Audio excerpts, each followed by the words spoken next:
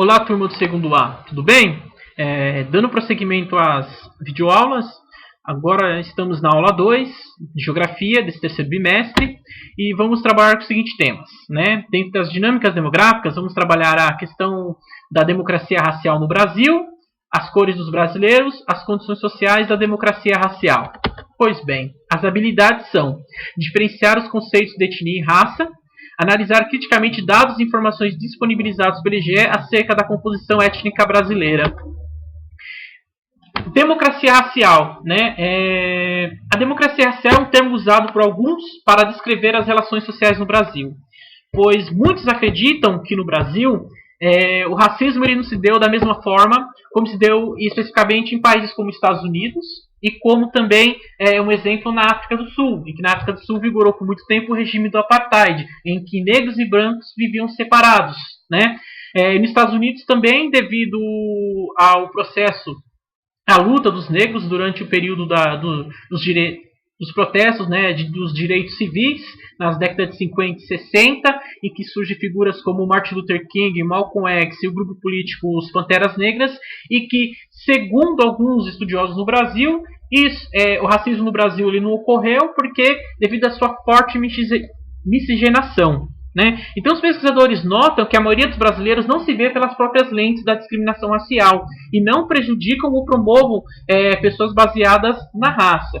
Mas o que podemos ver, principalmente com o advento da internet, com a criação das redes sociais, são elementos da sociedade brasileira, ações, né, do cotidiano que ficavam restritos só a grupos que agora se revelam em posts com falas racistas, em posts discriminatórios. Então, dentro dessa crença, né, a mobilidade social dos brasileiros ela pode ser reduzida por vários fatores, como sexo, classe social, e a discriminação racial ela seria considerada irrelevante. Então, esse racismo, por exemplo, como alguns críticos falam, é mimimi. Um exemplo. Então, haveria uma discriminação por sexo em relação a homem e mulher, gays, trans e classe social, isso é pobre, mas se formos analisar os dados, a maioria da população pobre no Brasil é negra. Se formos analisar os dados de violência no Brasil, quem sofre mais violência policial no Brasil são os negros. 75% dos homicídios no Brasil são as vítimas são jovens negros. Então, nós vemos um racismo estrutural dentro da estrutura e que, de certa forma, ele pode deixar invisível essa percepção dos brasileiros de quão tão racista esse país é.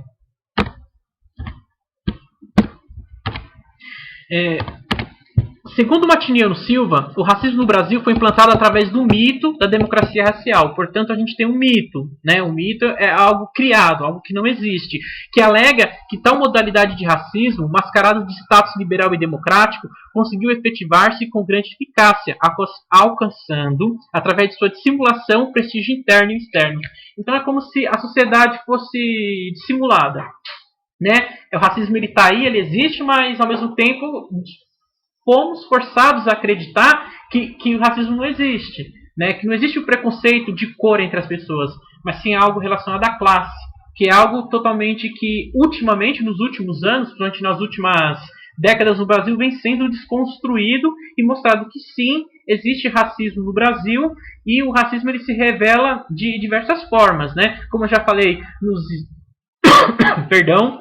nos índices de violência contra pessoas negras, no acesso ao emprego também, em que a maior parte da população desempregada no Brasil são negros, que a maior parte da população pobre no Brasil são negros, e também, conforme pesquisas, e foi noticiado em telejornais, e também em jornais, em textos jornalísticos na internet, que a maior parte das vítimas no Brasil de Covid-19 são pessoas declaradas negras. Então, vamos lá. Para a gente poder entender, vamos saber como que o IBGE ele trata essa questão, né? Como ele faz essa classificação de cores no Brasil. O IBGE desenvolve a pesquisa referente à população brasileira segundo a cor explicitando que a retomada da classificação por cor no censo demográfico brasileiro gerou críticas em virtude das dificuldades de estabelecer uma classificação num país profundamente miscigenado como o nosso. Em 2006, demonstra que mais pessoas se autodeclaram negras, né? E muitas pessoas não se declaram negras ou pardas com um medo de serem desvalorizadas devido à sua cor, que é uma ideologia de fundo racista, em que as pessoas vão se sentir diminuídas, vão se sentir menores e se declarando pela cor, principalmente as pessoas negras. Mas esse contexto ele tem mudado, e principalmente pelo fortalecimento do movimento negro e de transformações positivas da imagem do público das pessoas desse grupo no meio da nossa sociedade. Então, a sociedade brasileira ela vem passando por mudanças que ela vem enfrentando esse racismo, né? Principalmente o movimento negro, que vem fazendo frente de valorização das pessoas de pele negra. No entanto, é importante que fique claro que esses dados referentes à cor são questionáveis, em especial por duas razões. Os dados são autodeclarados, uma vez que o IBGE solicita que cada indivíduo se reconheça em um dos poucos parâmetros relativos à cor previsto no instrumento de pesquisa. Esses parâmetros são imprecisos, né? Porque a noção de pardo ele abrange diversos grupos, tanto grupos africanos como indígenas, e a noção de amarelo engloba diversos grupos, como os próprios indígenas, japoneses, coreanos, chineses ou seus descendentes. Esse problema, embora não resolvido, foi minorado no censo de 2000, realizado pelo IBGE, conforme atesta o órgão, o gráfico relativo ao ano de 2001, no qual se nota que os indígenas foram agrupados separadamente dos orientais. Então, o próprio IBGE, o próprio órgão público que analisa os dados demográficos, faz a coleta de dados demográficos no Brasil, ele tem uma série de dificuldades também de fazer esse parâmetro por cores no Brasil. Primeiro, como as pessoas se autodeclaram, porque aí também nós temos um problema ideológico, como eu já falei anteriormente, que é a questão do medo e do preconceito, do alto preconceito que as pessoas têm se autodeclararem, principalmente negras e pardas. E isso também por exemplo, que o número de negros e pardos pode ser maior, mas algumas pessoas têm receio de se autodeclararem. Aqui temos o gráfico por raça, né? Por cor ou raça. Primeiro vamos trabalhar com dois gráficos que tratam da população preta e indígena. Distribuição percentual da população de cor preta, de cor ou raça preta, segundo as grandes regiões de 2010. Aqui eu tenho um universo nesse gráfico de 100% das pessoas pretas. De 100% das pessoas pretas que se autodeclaram pretas no Brasil, 43,8% estão na região sudeste, 34,8% na região nordeste do Brasil. Em segundo, nós temos a região sul, em que 7,6% se autodeclaram negras, 7,3% na região norte e 6,5% na região centro-oeste. Então, no Brasil, né, nas 5 regiões brasileiras, das pessoas que se autodeclaram pretas, a maioria, né, 43,8% estão na região sudeste brasileira. Já a população indígena, né, a distribuição do percentual da população indígena segundo as grandes regiões de 2010, diz que a maior concentração de populações indígenas estaria na região norte do Brasil, com 37,4%. Em segundo, viria a região nordeste do Brasil, com 25,5%. Em segundo, teríamos a região centro-oeste, com 16%. Em quarto, 12% a região sudeste e a região sul, com 9% dessa população que se declara indígena. Nós temos o mapa aqui do Brasil, dessa distribuição de pessoas que se autodeclaram pretas.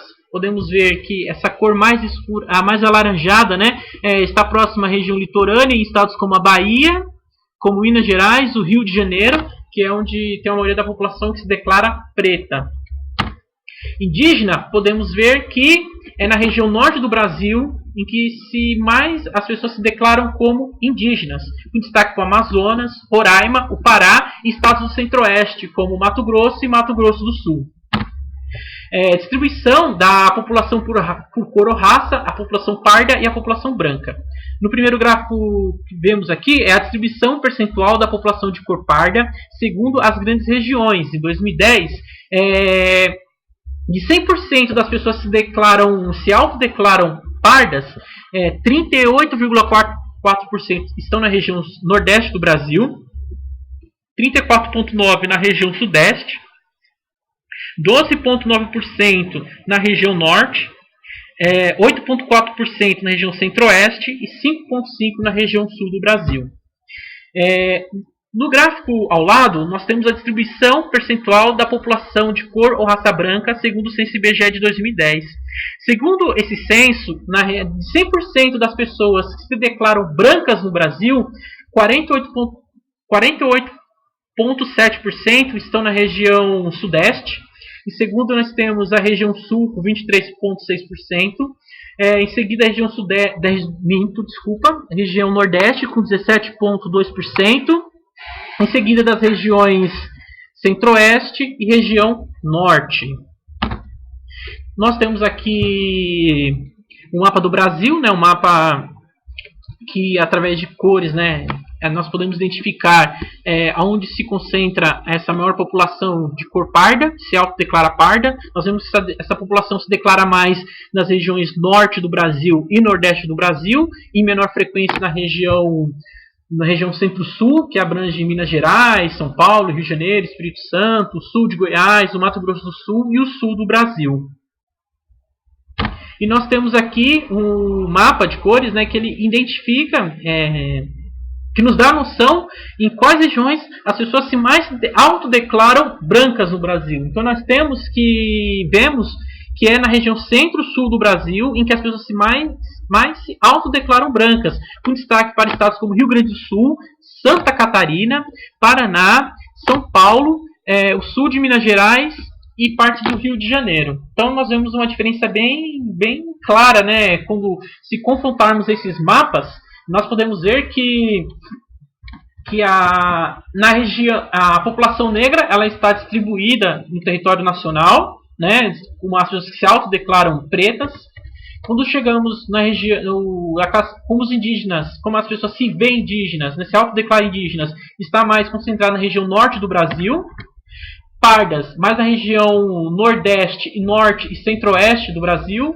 E brancas, mais na região sul e sudeste do Brasil. Beleza? Vamos agora trabalhar, voltando ao assunto do mito da democracia racial. Apesar de haver uma forte miscigenação entre brancos e não brancos no Brasil, isso não é suficiente para afirmar que no nosso país existe uma verdadeira democracia racial. É o que atestam os estudos e análises de gráficos, pois percebe claramente que as mulheres brancas se destacam quanto à frequência escolar em todas as idades, enquanto no que tange ao desemprego, em todas as faixas etárias, mulheres negras lideram. Então nós temos aí que quando nós pegamos dados demográficos, quando nós pegamos pesquisas sobre desemprego, acesso à educação, mortalidade infantil, dados de mortes violentas, nós vemos que as pessoas negras são as mais vitimadas no Brasil. E isso é uma forma como a sociedade brasileira trata a questão do negro. Como a sociedade brasileira, como o Estado brasileiro, ele tem em sua estrutura, ele tem uma estrutura racista em que pune a maior parte do tempo a população negra. Então, quando se sabe que esse contraste entre brancos e não brancos estende-se para outras informações relativas às etnias, à sua condição social, por exemplo, homens brancos são os que ganham salários mais elevados em todas as faixas etárias, enquanto homens negros são as maiores vítimas da violência urbana e os homens pardos de 30 e 59 anos apresentam o maior número de analfabetos. Note-se que a democracia racial somente poderá ser construída por meio de mudanças socioeconômicas e culturais profundas. Então, o Brasil, ele apresenta em sua estrutura como país, como uma sociedade, profundas desigualdades socioeconômicas a partir da cor, né? A partir da diferenciação entre brancos e não brancos. Em outras palavras, para deixar de ser um mito e passar a ser uma realidade, a democracia racial exige que os não brancos tenham igualdade de condições no mercado de trabalho, nível de escolaridade e acesso à renda, entre outros, compatíveis com aquelas observados para os brancos. Isso tudo sem contar a necessidade de não serem vistos socialmente por meio de estereótipos e preconceitos raciais. Então, gente, para a gente poder entender a questão da democracia racial, para que de fato exista uma democracia racial, o Brasil precisa melhorar as condições, o nível de escolaridade, o acesso à renda entre pessoas não brancas, né? A observação de medidas afirmativas em que possa ter inserção do negro no mercado de trabalho, na questão do acesso ao ensino superior, como também do ensino básico.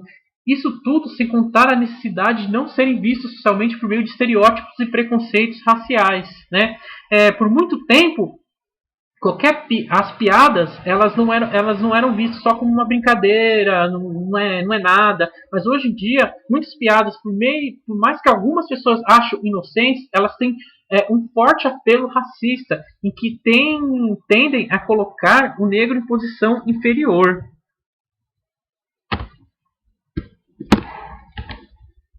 Vídeo no vídeo. Neste momento nós vamos assistir a 2 vídeos que de forma crítica trata do assunto democracia racial. O primeiro é da professora Lilia Schwartz, que fala sobre a ladainha da democracia racial. Beleza? É interessante vocês notarem nós temos aqui uma figura, né, que é um quadro. O nome um quadro, né, é do pintor Modesto Brooks, pintor espanhol. O nome dela é A Redenção de Khan, em que é uma obra em que mostra como que no século XIX se viveu épocas de teorias racistas por parte dos estados, né, porque até o começo do século XX existia o Congresso das Raças, em que se estudava como que embranquecer a população mundial, para que não houvesse mais pessoas de pele escura, né? Nesta obra, observa-se uma mulher idosa negra, com mãos aos céus, agradecendo pelo fato do neto ter nascido branco, porque a sua filha, né, ela casou-se com um homem branco europeu e assim se livrando da maldição de ser negro, né? Isso é bem característico dos períodos pós a libertação dos escravos, né? E que dá a ideia de embranquecimento, de embranquecer a sociedade, né? Nessa imagem, muito provavelmente, essa senhora escrava, a filha dela, que está sentada, provavelmente, pela ter uma pele mais clara do que a mãe, ela pode ter sido vítima de estupro, né?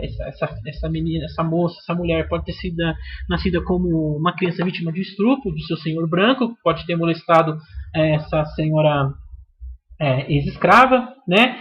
Então, o filho, essa criança, né, o neto dela, sentada, branca, ela agradecendo, dizendo: ó Deus, obrigado pelo livramento da maldição de ser negro, que era uma ideia muito praticada, né, no século XIX, da ideia do embranquecimento, que é uma teoria extremamente racista que foi praticado pelo Estado brasileiro durante esse período. Beleza? Procurem mais sobre essa. Não é só essa, mas existem outras obras também que mostram esse caráter racista, né? O nome da obra, mais uma vez, é A Maldição de Khan, e o artista que fez, né, o pintor, é o Modesto Brooks. Desculpa, gente, o nome da obra é A Redenção de Khan. Tudo bem? Vamos lá? Então vamos ver os vídeos.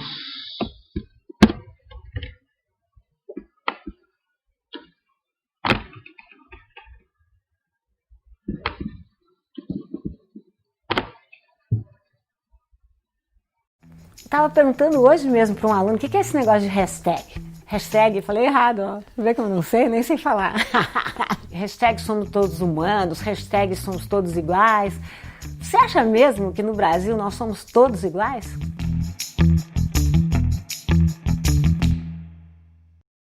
Este é um país que vai pra frente, de um povo unido de grande valor. Este é um país cristão. Bom, você acredita em democracia racial? Essa é uma história bem antiga no Brasil.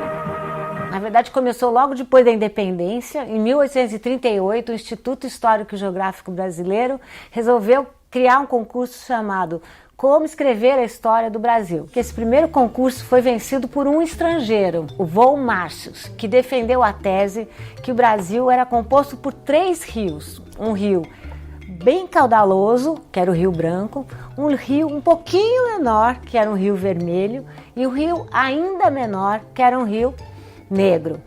Essa tese já mostrava o quê? Que o Brasil era uma mistura, mas uma mistura com hierarquia. Depois disso, em 1933, Gilberto Freire lança Casa Grande Senzala. Foi um sucesso. Em Casa Grande, o mesmo modelo da democracia racial. O Brasil seria uma espécie de harmonia, teriam povos em harmonia convivendo, povos indígenas, povos negros e povos brancos.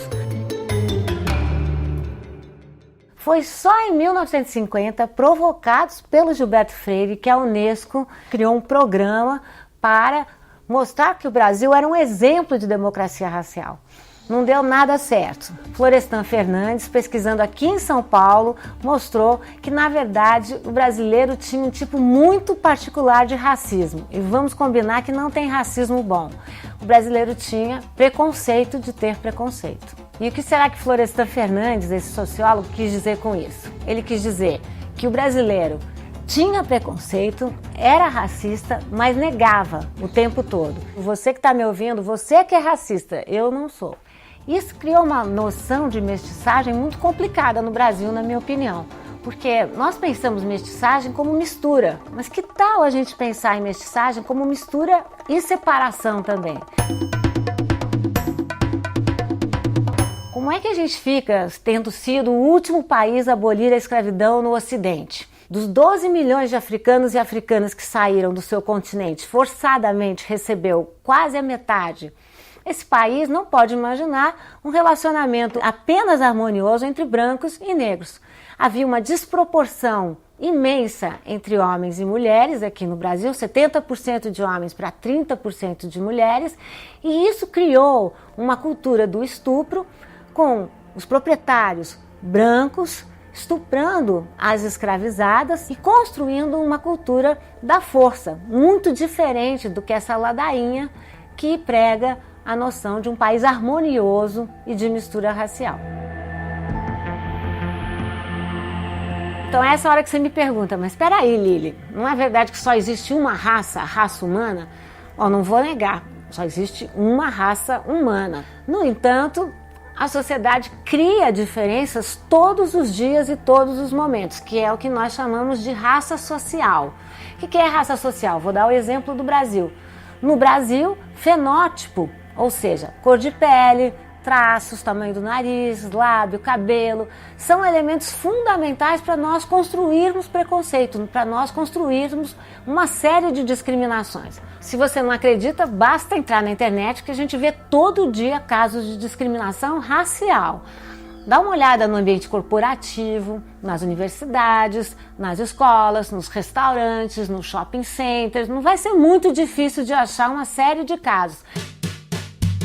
Se isso tudo não foi suficiente, eu te proponho agora um desafio. Sai da sua casa, escolhe um restaurante legal, ou então vai num shopping que você costuma frequentar. Repara bem quem é que está consumindo e quem é que está servindo. Se as pessoas estão juntas ou se as pessoas estão bem separadas.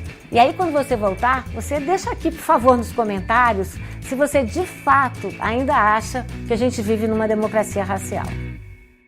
Eu vou passar para a Joyce, mas antes eu vou pegar aqui e fazer uma pergunta do Gregório Grisa, especialista em educação, também professor aqui brasileiro do Rio Grande do Sul.